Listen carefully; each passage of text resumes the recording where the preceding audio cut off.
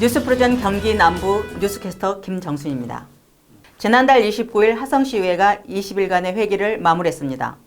이 과정에서 공유수면 허가에 문제가 많으니 전수조사를 해야 한다는 황광영 의원의 5분 발언에 대해 조금 더 알아볼까 합니다. 15초 후에 뵙겠습니다. 입맛이 없네. 야채 먹기 싫은데. 슈퍼오닝으로 활기찬 아침을 시작하세요. 평택이 키운 신선한 농산물 슈퍼오닝. 슈퍼오닝으로 건강한 아침을 시작하세요. 김경훈 기자, 오늘 참 스포티해 보이는데 피곤해 보이는데요? 네, 많이 덥고 많이 피곤합니다. 김경훈 기자, 화성시의 공유수면 점용 허가에 대해 취재를 시작하셨다고요? 그렇습니다. 평소 읍면의 공유수면 점용허가 부분이 석연치 않게만 생각하고 있었는데요. 황강용 의원이 이번에 전수조사를 요구하고 나서 조금 깊이 들어가 보려고 합니다. 황 의원이 근거 없이 전수조사까지 요구할 리는 없을 것 같은데요? 네, 맞습니다. 일단 5분 발언 영상 중에 처음 부분을 들어보시죠.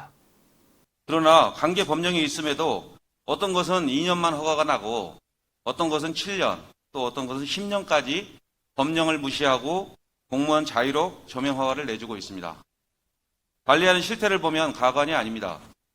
대장도 기록하지 않고 누구에게 조명 허가를 내줬는지 대장상 주소도 없고 조명 목적도 기록되어 있지 않고 조명 허가 기간도 허가자 변경도 기록되어 있지 않습니다. 현재 구기지를 사용하는 업체나 허가자가 누구인지 제대로 파악도 되어 있지 않는 실정입니다. 방금 본 5분 발언대로라면 전수조사 결과 가지고 논의해야 하는데 실태 파악도 안 되었다고 하니 압박이 필요할 것 같습니다. 개념 정리부터 해보죠. 공유수면이라고 하면 바다와 바닷가, 하천이나 호수, 구고, 기타 공공용으로 사용되는 국가 소유의 수면을 말합니다. 누구나 관련 서류와 도면이나 계획서 등을 갖고 신청을 하면 심사를 해서 일반 하천의 경우 5년 이내, 신재산 관련이면 무려 30년까지 저렴한 비용으로 사용이 가능하고요. 연장도 가능합니다. 알겠습니다. 그렇다면 무엇이 문제입니까? 우선 읍면동의 점사용 허가는 국토부의 일반 하천만 하는 것 같고요. 농림부나 해수부 등의 것은 시청의 각 관련 슐가별로 나눠져 내주고 있습니다. 네, 문제는 이런 점사용 부분이 일목요연에게 정리되지도 않았고 허가 기간도 누구는 2년, 누구는 5년 이상 이렇게 내주고 있어서 문제라는 것입니다. 실제로 어느 곳에서 그런 일이 있었는지 궁금한데요. 네, 황강용 의원이 입수한 자료에 따르면 8탄면 가젤의 경우 1994년부터 2017년까지 관리대장을 작성하지 않았고요. 장안면 석포리의 경우 공장 진출입로 임대를 위해 5명이나 허가 신청을 했는데요. 주소조차 없이 관리되고 있었다는 말입니다. 점사용 허가자의 주소, 목적, 기간, 허가자 변경에 관한 사항이 분명해야 하는데 그렇지 않았다는 것이고요. 특히 점용허가 대상지를 허가받은 자가 실제 사용자하고 다르다는 것이죠. 그럴 리가 있을까요? 관계 법령이나 기준이 있을 것이고 요즘이 어떤 세상인데. 네, 다음 영상을 한 번 더 보시면 이해가 빠를 것 같습니다. 읍면 공무원이 승계서를 받고 현장 확인, 체납 독촉, 필수여자 파악, 허가 취소, 세금 추징 등 당연히 해야 할 업무를 하고 있지 않기 때문입니다. 구체적인 잣대도 없이 공무원 자유로 점용 허가를 내주고 있고 수십 년째 조직적으로 세금 체납이 이루어져 왔다고 했잖아요. 앞서 말씀드린 대로 허가자와 실사용자가 다르다는 부분이 관전 포인트가 되어야 할 것 같습니다. 과태료 규정부터 말씀드리면 5년이나 지나면 더 이상 징수할 근거가 없어져 불용이거나 결손 처리를 해야 합니다. 그런데요, 관리대장상 실제 사용자의 주소지나 청구할 대상이 없다면 어떻겠습니까? 네, 김정선 뉴스캐스터. 네, 한 가지 여쭤보겠습니다.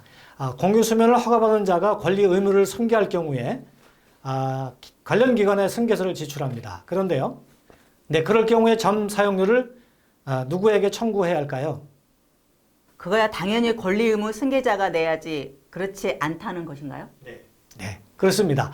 승계자가 점 사용료를 내야 하는 것이 맞습니다. 그런데 계속 최초 허가자에게만 부과되었고 설사 독촉을 한다 쳐도 찬압하거나 부재중이면 어쩔 수 없이 5년이나 지나 결손 처분이 이루어졌다는 것입니다. 승계자에게 적극적으로 요구해서 불응할 경우 원상복구 처분을 해야죠.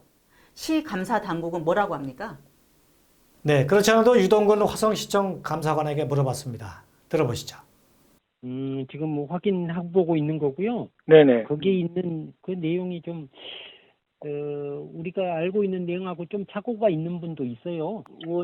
위원장님이 말씀하신 거는 네네. 한 개 면만 본 것 같고, 네네. 예, 근데 이제 또 전체적으로 우리는 다 봐야 되니까, 네네.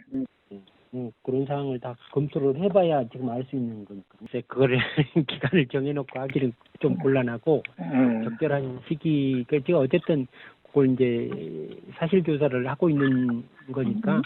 황 의원이 5분 발언이 다소간 무리가 있을 것 같다는 말이네요. 그렇습니다. 우정읍과 장안면, 팔탄면 이 세 곳을 보고 황 의원이 5분 발언을 해서 전수조사를 촉구한 것입니다. 감사당국은 전체 조사를 하려면 올해도 아니고 내년이나 되어야 할 것 같다며 말을 아끼고 있습니다. 심층 취재를 하신다고 했으니 고생문이 열렸군요. 네. 좋습니다. 다음 시간에는 현장 확인한 것과 전수조사 결과를 가지고 이 자리에서 다뤄보기로 하죠. 계속 수고해 주십시오. 열심히 하겠습니다. 네, 수고하셨습니다.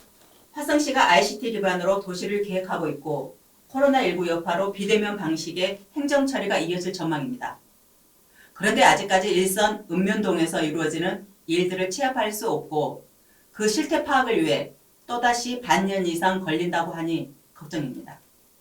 화성시뿐만 아니라 일선 지자체도 이와 같은 유사한 일들이 비일비재할 것 같습니다. 하루빨리 행정 진행 사항을 DBO화해서 행정의 누수 현상부터 바로잡아야 할 것 같습니다. 지금까지 뉴스 프로전 NF통신 동인희 남부에서 전해드렸습니다.